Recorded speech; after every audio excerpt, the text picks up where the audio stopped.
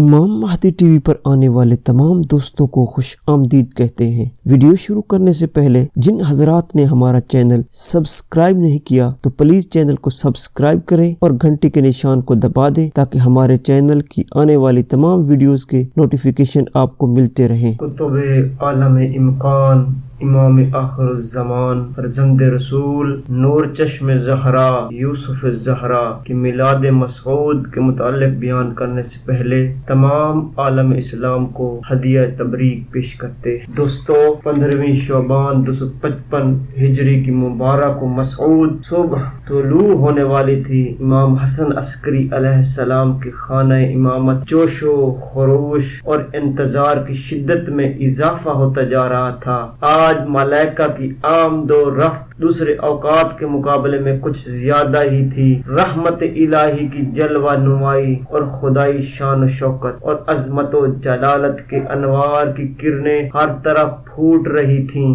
آسمان کی بلندیوں پر فرشتوں اور مقرب بارگاہ ملائکہ کے درمیان ابھی سے خاندان نبوت و رسالت کے اس چشم و چراغ کا چرچا ہے جو عنقریب اس دنیا میں قدم رکھنے والا ہے اور جو اپنے پر نور چہرے اور محمدی جلال و جمال کے دیدار سے عالمین کی آنکھوں کو روشنی عطا کرے گا۔ جنت کو سجایا جا رہا تھا تاکہ اہل آسمان کے لیے شایان شان محفل جشن و سرور کا اہتمام کیا جا سکے۔ حوروں کے روح افزا اور دل نشین نغموں سے تمام اہل جنت پر روحانی وجد طاری تھا۔ نیمہ شعبان کی رات ختم ہونے میں چند لمحے باقی رہ گئے تھے اور یہ بھی اتنے آہستہ آہستہ گزر رہے تھے کہ مجسم انتظار بنے ہوئے لوگوں کے لیے کئی سال کے برابر تھے۔ بالآخر رات اپنی بالکل آخری منزل تک پہنچ گئی۔ منٹ سیکنڈوں میں تبدیل ہو گئے اور وہ بھی بہت رفتاری سے گزرنے لگے۔ اچانک چاروں طرف سے ایک تیز روشنی پھیل گئی جو چراغوں کی روشنی سے کہیں زیادہ تھی۔ امام مہدی علیہ السلام کی ولادت بسعادت شہر سامرہ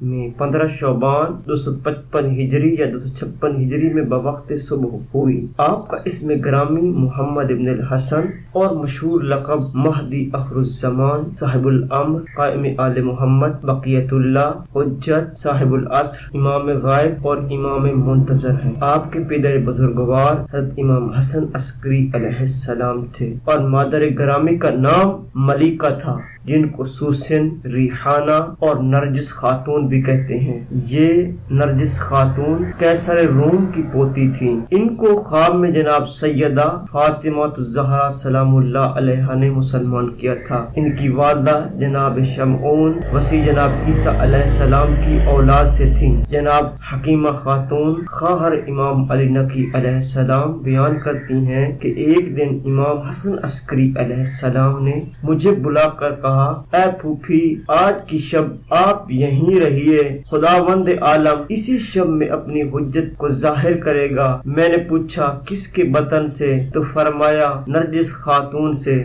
میں نے کہا میں نے تو کوئی اثر نرجس خاتون میں حمل کا نہیں دیکھا۔ تو آپ علیہ السلام نے مسکرا کر فرمایا ان کا حمل مادر موسیٰ کا سا حمل ہے جو عام لوگوں پر ظاہر نہ تھا اور وقت ولادت تک کسی کو پتہ نہ چلا۔ اے پھوپھی، یہ میرا فرزند نذیر موسیٰ علیہ السلام ہے۔ الغرض حکیمہ خاتون کہتی ہیں میں رات کو وہیں ٹھہر گئی اور بعد میں افطار صوم تک سو رہی۔ صبح سویرے جب میں اٹھی تو میں نے نرجس خاتون پر اضطراب کے آثار نمایاں دیکھے۔ امام علیہ السلام نے فرمایا اس وقت ان پر سورہ قادر پڑھو۔ میں نے پڑھنا شروع کی اور پوچھا کیا اثر محسوس کرتی ہو؟ کہا ذرا دیر نہ گزری تھی کہ امام زمان علیہ السلام امام مہدی علیہ السلام کی ولادت ہوئی اور پیدا ہوتے ہی امام علیہ السلام سجدہ خالق میں جھک گئے اور کلمہ شہادت زبان پر جاری کیا۔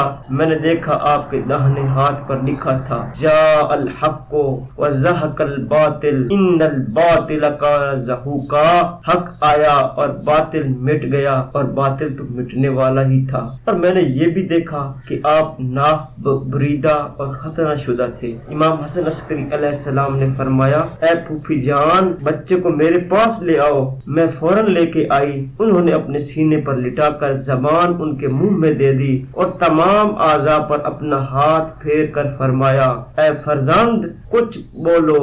بچہ نے خدا کی وحدانیت، رسول خدا کی رسالت اور ائمہ کی امامت کی گواہی دی۔ اس کے بعد امام حسن عسکری علیہ السلام نے فرمایا، اے پھوپھی اماں، اس بچہ کو ماں کے پاس لے آؤ اور 7ویں دن پھر آنا۔ میں حسب ارشاد 7ویں روز پھر آئی، دیکھا کہ آپ بچے کو گود میں لیے ہوئے ہیں اور وہ اس آیت کی تلاوت کر رہا ہے، وَنُرِيدُ أَن نَّمُنَّ عَلَى الَّذِينَ اسْتُضْعِفُوا فِي الْأَرْضِ۔ مجھے یہ سن کر بہت خوشی ہوئی۔ کئی روز کے بعد پھر جو میں گئی اور پردہ اٹھا کر دیکھا تو نرجس خاتون کے پاس اس بچے کو نہ پایا۔ میں نے بے چین ہو کر اپنے بھتیجے سے پوچھا کہ بچہ کہاں ہے؟ فرمایا، پھوپھی غم نہ کرو، ہم نے اس کو اسی طرح خدائے حفیظ و قدیر کے سپرد کر دیا ہے جس طرح مادر موسیٰ علیہ السلام نے موسیٰ علیہ السلام کو کیا تھا۔ چند روز بعد پھر اپنے بھتیجے کے گھر گئی، دیکھا کہ صاحبزادے دوڑے دوڑے پھر رہے ہیں۔ میں نے کہا، یہ لڑکا تو 2 برس کا معلوم ہوتا ہے۔ حضرت نے فرمایا، انبیاء اور اوصیاء کے جو بچے پیدا ہوتے ہیں ان کی نشو و نما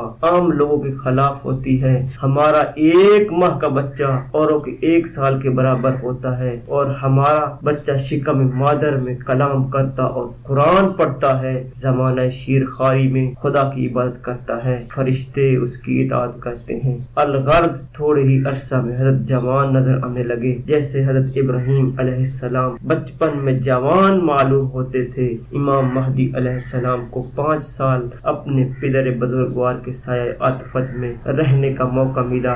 جب 8 ربیع الاول سن 260 ہجری کو امام حسن عسکری علیہ السلام کا انتقال ہوا تو اس کے بعد سے حضرت صاحب العصر امام زمانہ مقرر ہوئے۔ اس وقت آپ کی عمر 4 برس 6 ماہ 30 دن تھی۔ ہمارے ائمہ کے متعلق عمر کی کمی بیشی کا سوال نہیں، ان کا قیاس عام لوگوں پر نہیں کیا جا سکتا۔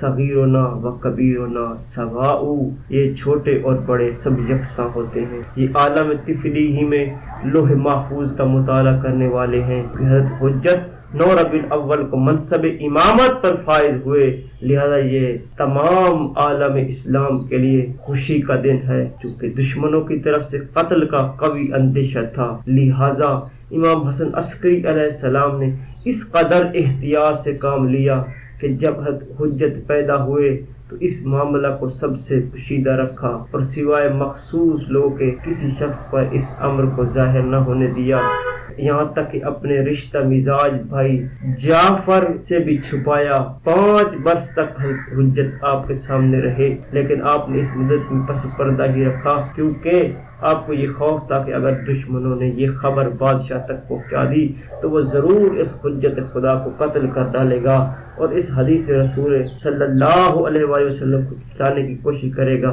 کہ میرے بعد میرے 12 جانشین ہوں گے، اور جب 12 والی حدیث غلط ہو جائے گی پھر ان کے جو فضائل و مناقب بیان ہوئے ہیں وہ بھی غلط ہو جائیں گے، اور اس طرح خلفائے جور کے معائب پر پردہ پڑ جائے گا۔